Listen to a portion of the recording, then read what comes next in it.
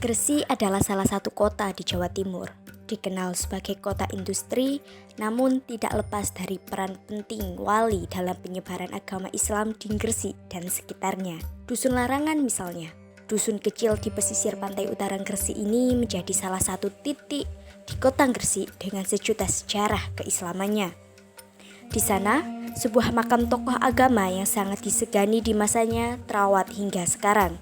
Dikenal sebagai Mbah Yai Syafi'i, merupakan tokoh agama yang ikut berperan penting dalam penyebaran agama Islam dengan caranya yang unik dan mampu menarik perhatian masyarakat guna memeluk Islam. Sehingga meskipun Islam adalah keyakinan yang baru dikenal oleh masyarakat, namun Islam dengan mudah diterima. Penyebaran Islam tersebut tidak lepas dari pengaruh kerajaan yang berkuasa saat itu. Kesultanan Islam Demak Bintoro memerintahkan untuk menggunakan 3 titik penting di Gresik sebagai strategi memperkuat kekuasaan, yakni Gunung Surawiti, Gunung Larangan, dan Gunung Kukusan.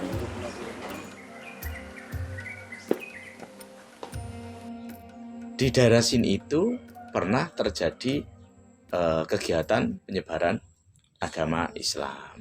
Nah, udah itu. Kemudian di antara 3 titik itu, 3 gunung itu mana yang dianggap pusatnya? Tadi sudah saya sebutkan adalah Gunung Surawiti. Ya. Bahwa di Surawiti lah yang dipilih oleh Sunan Kalijogo, didukung oleh Suro Astono dan keluarganya. Suro Astono itu pemimpin dari kekerabatan di sebuah wilayah di lereng di tengah hutan yang bernama Selo Dingin. Nah, itu. Kemudian karena di sana itu sering tidak aman, maka datanglah penguasa, pengelana. Kemudian dianjurkan kalau kalian kepingin aman, ada tempat di daerah sini. Gitu.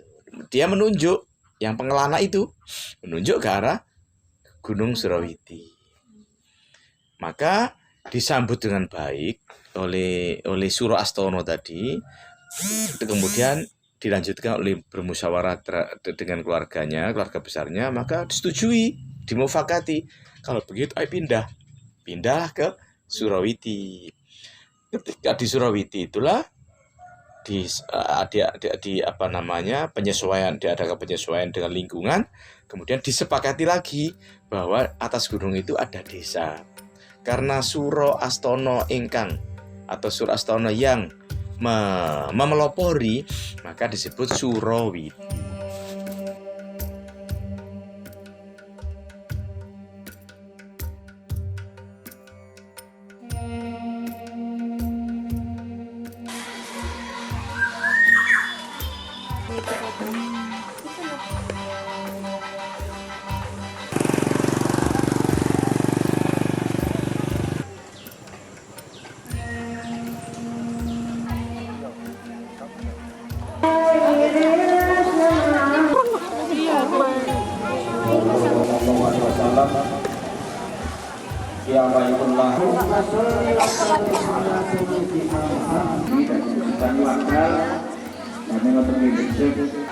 Kegiatan tersebut sudah dilakukan oleh nenek moyang dan akan terus dilestarikan.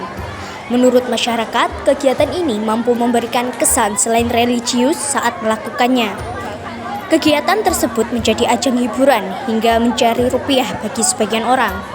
Namun, yang paling utama yakni adalah menjadi jalan kita untuk lebih bersyukur kepada Allah Subhanahu wa taala. Menurut tokoh masyarakat setempat, pemahaman tentang baik buruknya sesuatu yang kita jalani akan berdasar dari ajaran ulama dan tokoh penyebaran Islam. Salah satunya yakni menghormati ajaran Mbah Yai Syafi'i tentang Islam di Larangan. Di samping di sini tuh 1 tahun sekali kan, hampir tiap sebulan sekali, Mbak. Jumat Pahing itu sekalipun tidak semeriah yang itu tetap ada. Itu kegiatan rutinitas yang sudah dilakukan oleh nenek-nenek kita atau mbak-mbak kita. Pertanyaannya, kalau kita melakukan sesuatu, itu dasarnya sederhana menurut saya. Jadi melakukan sesuatu yang kita nilai, yang kita anggap baik dan kita yakini baik. Nah, pemahaman tentang baik itu seperti yang disampaikan oleh para kiai, para tokoh. Baik itu yang dimaksud baik di situ melakukan sesuatu itu yang berdampak untuk mendekatkan diri kepada Tuhan. Jadi jangan sampai mau nih mari coba kini, mari ngono rezeki ini akeh, belum tentu itu. Itu kan material.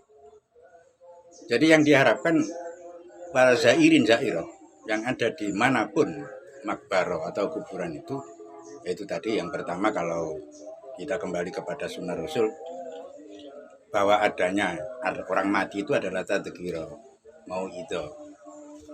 Ya kalau mah itu saja kuburannya orang kafir-kafir itu kan bisa. Tadzkiratul maut umpamanya. Nah, dengan adanya kuburan orang kafir, orang Cina itu kan sudah menjadi pertanda bahwa pada satu saat kita harus mati seperti itu. Nah, kalau manfaat orang ziarah kubur itu yang penting menurut saya tindakan-tindakan yang dilakukan ini selama ini insya Allah tidak menyimpang dengan larangan. Dengan kegiatan tersebut, rasa syukur dan silaturahmi diharapkan akan terus bertambah dari masa ke masa. Secara tidak langsung, masyarakat dari berbagai tempat akan ikut merasakan nikmat bersilaturahmi dan nikmat berbagi. Pemerintah Desa Prupuh dan sekitarnya juga sangat mendukung berlangsungnya kegiatan tersebut setiap tahun dengan turut hadir dalam kegiatan kupatan tersebut. Kepala Desa Prupuh juga selalu berusaha mengenalkan kegiatan tersebut pada khalayak muda terlepas dari keyakinan masing-masing manusia. Untuk alat pemersatu warga itu ternyata di sana. Karena antara masyarakat Galugan dan Prupuh bisa jadi satu dalam kegiatan setiap tahun itu kupatan. Juga tidak itu aja. Kalau hari Jumat Pahing, karena tahu sendiri kan rutin di situ, sehingga karakter orang yang biasa di situ terjalin ukhuwah yang baik. Nah, caranya bagaimana aku bisa mendorong untuk itu? Sebenarnya gampang itu diceritain. Tapi itu pun kalau anak itu ibunya nggak kental, nggak akan maksa, karena beda. Suasana sekarang, zaman saiki, zaman nombek, zaman itu akan orang itu sudah NU-nya anak sekarang itu terus akalnya yang didahulukan, sama tuh akal. Jadi ternyata orang Prupuh sendiri dengan orang-orang beda jauh. Jangankan yang anak muda yang sekarang masih taraf SMA, SMP, yang seusia saya ini 90% nggak masuk akal. Ada orang NU, mayoritas itu orang NU. Makanya sulit sekali untuk diajak ke sana. Nah, anak sekarang itu yang kegiatan dia sih jadi masuk akal. Nah, seperti yang kegiatan dilakukan oleh orang-orang tua itu, itulah saya memberi support, memberi dorongan biar dilihat. Sekarang anak-anak sekarang itu pandai membedakan mana yang hak, mana yang benar, mana yang baik, mana yang kurang baik.